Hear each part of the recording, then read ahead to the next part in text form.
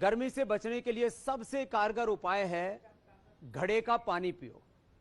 और घड़े के पानी में नींबू और पुदीना डाल करके पीते हैं, शिकंजी बना करके, तो ये सबसे अच्छा उपाय होता है।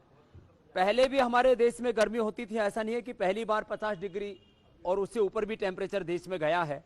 राजस्थान और देश के कुछ भागों में, अभी तो हरिद्वार में भी काफ़ी अच्छा तापमान हो रहा है। तो नींबू पानी जो हमारे यहाँ सदियों से पिया जाता था, ये तो बीच में कोल्ड ड्रिंक कंपनियां ऐसी आ गई कि उन्होंने ठंडे का मतलब वो कार्बोनेटेड वाटर कर दिया। हमने नींबू पानी, थोड़ा सा इसमें सेंधा नमक डाल सकते हैं, और ये सेंधा नमक भी मैंने रखा हुआ है।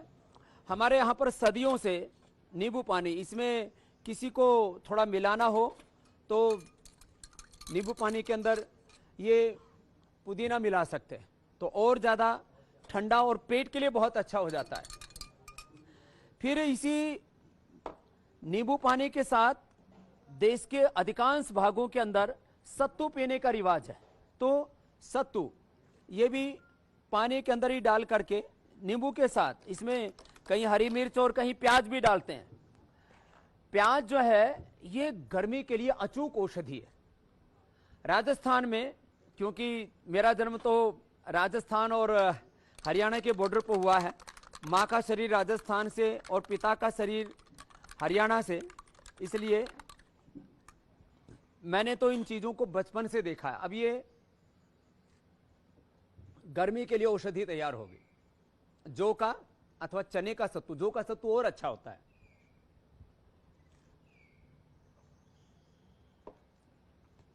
और इससे भी एक और बड़ी चीज आपको बता रहा हूं।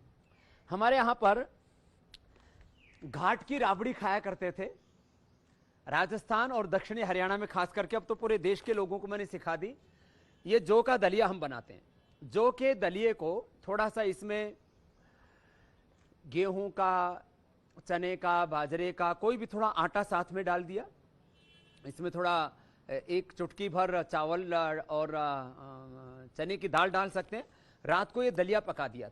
पकाते समय उसमें थोड़ी छाछ डालते हैं। पकाने का तरीका माताएं अच्छे से जानते हैं, इसलिए ज़्यादा डिटेल में रेसिपी बताने की ज़रूरत नहीं है। इसको हरियाणा में, राजस्थान में घाट की राबड़ी बोलते हैं। अब ये जो जौ का दलिया बनाया, इसको छाछ में मिला करके और फिर इसको पीते हैं। ये इतनी अच्छी चीज़ होती है कि एक गिलास ये घाट की राबड़ी पी ली, और यदि कोई खाता है तो साथ में एक प्याज का सेवन कर लिया। प्याज कोलेस्ट्रॉल के लिए, हाई ब्लड प्रेशर के लिए, पेट की बीमारियों के लिए, और ठंडक के लिए, और ताकत के लिए भी अच्छी है ये प्याज। और जिनको नींद नहीं आती, ये खास बात मैं बताना चाहता हूं, जिनको नींद नहीं आती वो दोपहर को खाने के साथ प्याज जरूर खाएं। कच्ची प्याज पकी हुई प्याज से भी अच्छी होती है। यद्यपि वैष्णव परंपरा में, जैन परंपरा में, स्वामीनारायण में और हमारे गुरुकुलों में भी, और जो आश्रम हैं अधिकांश आश्रमों में और पतंजलि में भी प्याज हम लोग खाने के साथ नहीं खिलाते, लेकिन औषध के तौर पर हम भी प्रयोग करते हैं। तो ये प्याज, राजस्थान में तो 2-3 प्याज जो है गर्मी के समय सभी लोग खा लेते हैं। और सुबह एक बार प्याज खा लो और ये राबड़ी पी लेते हैं सुबह सुबह, जो मैंने अभी बताई आपको, घाट की राबड़ी, जौ की राबड़ी।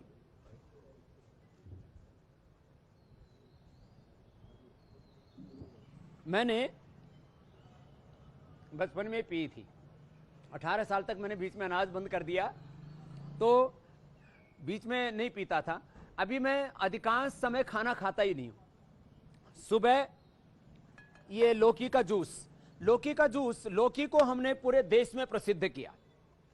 अब लौकी का, कुछ लोग सोचते हैं कि लौकी का जूस तो स्वादिष्ट नहीं लगेगा। लौकी के जूस में जब ये पुदीना डालते हैं और इसके अंदर थोड़ा सा धनिया डाल देते हैं, धनिया और पुदीना, साथ में थोड़ा सा सेंधा नमक या काला नमक डाल सकते हैं, लेकिन यदि ब्लड प्रेशर है तो नमक डालने की जरूरत नहीं। मैं ये सुबह सुबह गिलोय का काढ़ा पीता हूं ठंडा करके, और यह जो लौकी का जूस है, ये लौकी का जूस अब आप देखिए, इसका कलर भी देखिए, ये लौकी का जूस है और इसका 1 गिलास मैं सुबह पी लेता हूं ये। और ना मैं एसी का प्रयोग करता हूं, यहां जहां तक पंखा भी है तो पंखा भी मैं 1-2 की स्पीड पर चलाता हूं। ज्यादा तेज पंखा चलाने से भी शरीर टूटता है और एसी का प्रयोग करने से तो शरीर बेकार हो जाता है। बिजली की सेविंग भी होगी और बिजली की कम खपत होगी तो कोयला कम जलेगा, तो इन्वायरमेंट के, नेचर के लिए बहुत जरूरी है। जैसे जैसे हम देखते हैं कि ग्लोबल वार्मिंग बढ़ रहा है तो हमें एसी और तमाम तरह के जो भी कृत्रिम साधन हैं गर्मी से बचने के, वो ठीक नहीं है। और ये लौकी का जूस तो इतना अच्छा है,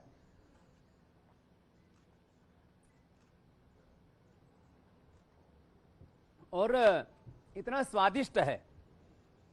कुछ लोग सोचते हैं कि लौकी का जूस है ये तो स्वादिष्ट नहीं होगा, लेकिन लौकी का जूस, ये मैंने पूरे देश को रेसिपी बताई है और इसकी अब स्वादिष्ट रेसिपी भी मैंने बता दी है कि खाली लौकी का जूस नहीं, उसमें थोड़ा आप तुलसी डाल सकते हैं, पुदीना डाल सकते हैं, धनिया डाल सकते हैं, थोड़ा सेंधा नमक डाल सकते हैं और साथ में एक नींबू डाल लें। मैं नींबू डाल करके ही पीता हूं, अब तो ये बना हुआ रख दिया था इन्होंने इसलिए, लेकिन ये जबरदस्त है। लौकी का जूस कोलेस्ट्रॉल के लिए, हार्ट के लिए, ओबेसिटी के लिए, हाइपरटेंशन को तो क्योर कर देता है, फैटी लीवर के लिए, कॉन्स्टिपेशन के लिए और अल्सर के लिए, स्किन प्रॉब्लम्स के लिए, पिंपल्स के लिए औषधि है लौकी का जूस। इसलिए लौकी का जूस ये रामबाण औषधि है। और ये जो बेल है, बेल जो है हमारे यहां पर सदियों से गर्मी के लिए इस्तेमाल की जाती है। बेल पेट के लिए, कोलाइटिस के लिए, इंडाइजेशन के लिए ये औषधि है और गर्मी से बचने का तो ये अचूक उपाय है ही है। तो बेल का शरबत हमारे यहां पर सदियों से पिया जाता है और ये औषधि है पेट के लिए। हम कोलाइटिस में बेल का शरबत पिलाते हैं और साथ में ही छाछ। वैसे आजकल शहरों के लोगों ने तो छाछ बनानी भी बंद कर दी, तो हमने पतंजलि छाछ भी लॉन्च करनी पड़ी, पतंजलि का दही भी लॉन्च करना पड़ा, गाय का दही और गाय की छाछ। खैर, ये बेल, हाँ घर में बनाए हैं शरबत। जो बाजारों में अक्सर लोग बनाते हैं, मक्खियां भिन भिनाती रहती हैं और उसमें मक्खियां जहां बैठती है तो एक बार में मक्खी सैकड़ों अंडे दे देती है और उससे फिर कई प्रकार के बीमारियां, खास करके फूड पॉइजनिंग, इन्फेक्शन और बहुत तरह के चांसेस होते हैं। तो घर में बना करके पिए आप ये बेल का शरबत, नींबू पानी, ये जलजीरा, हमने पतंजलि में भी जलजीरा बनाया। ये जलजीरा, ये हमारी प्राचीन चीजें थी गर्मी से बचने के लिए। और गर्मी से बचने के लिए ये जो आम होता है, कच्चे आम को, इसका आम का पना बना करके पीते हैं। हमने पतंजलि में जहां गुलाब का शरबत और ये ब्राह्मी शरबत, शंखपुष्पी, खस का शरबत बनाया है, वहीं पर हमने ये मैंगो पना भी बना रखा है। घर में पहले माता ही जानती थी, आम को उबाल करके और फिर बस इसमें थोड़ा शक्कर या खांड डाल करके, थोड़ा जीरा डाल करके, और ये मैंगो का पना बनाती थी पहले घर में ही। अब सब इतने ज्यादा कंफर्ट लेवल में आ गए हैं कि किसी को घर में कुछ बनाना ही नहीं, तो फिर हमको बना करके भी देना पड़ता है। खैर, मैं आपको इसलिए इन बातों को बता रहा हूं कि प्राचीन चीजों को हम भूल गए। सबसे अच्छा है गर्मी के लिए ये तरबूज।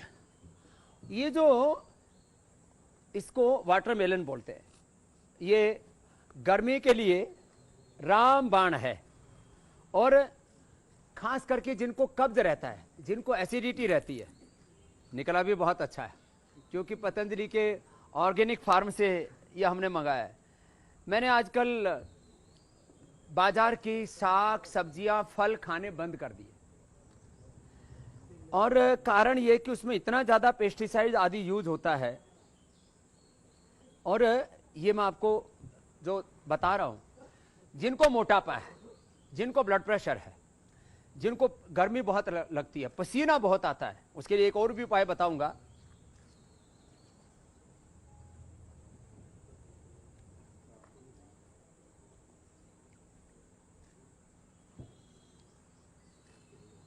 मैक्सिमम लोगों को तरबूजे का जूस अनुकूल नहीं पड़ता, अनार का जूस अनुकूल नहीं पड़ता। अनार का जूस पीने से बहुतों को एसिडिटी हो जाती है, और अनार पेट के लिए और खास करके इंडाइजेशन के लिए, कोलाइटिस के लिए, किसी भी प्रकार का बार बार जिनको पेट में इन्फेक्शन होता है उनके लिए औषधि है। लेकिन अनार का जूस पीने से मुझे भी एसिडिटी हो जाती है, इसलिए मैं कभी अनार का जूस पीता ही नहीं हूं, एक घूंट भी नहीं पीता हूं।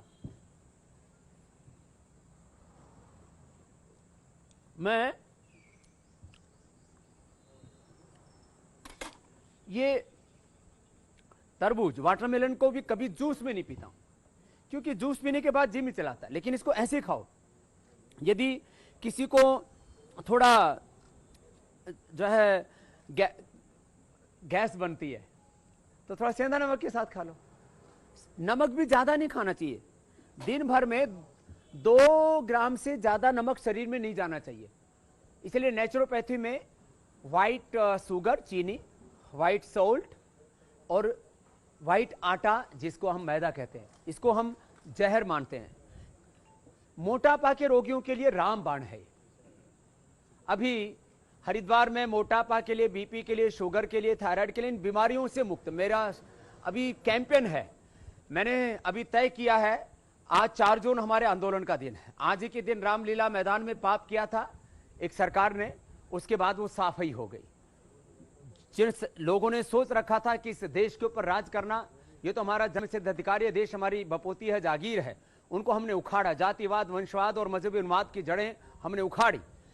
4 जून के दिन, आज के ही दिन आंदोलन हुआ था, 2013 की बात है। और उसके पहले पूरे देश में आंदोलन चला, फिर एक नई सरकार बनी।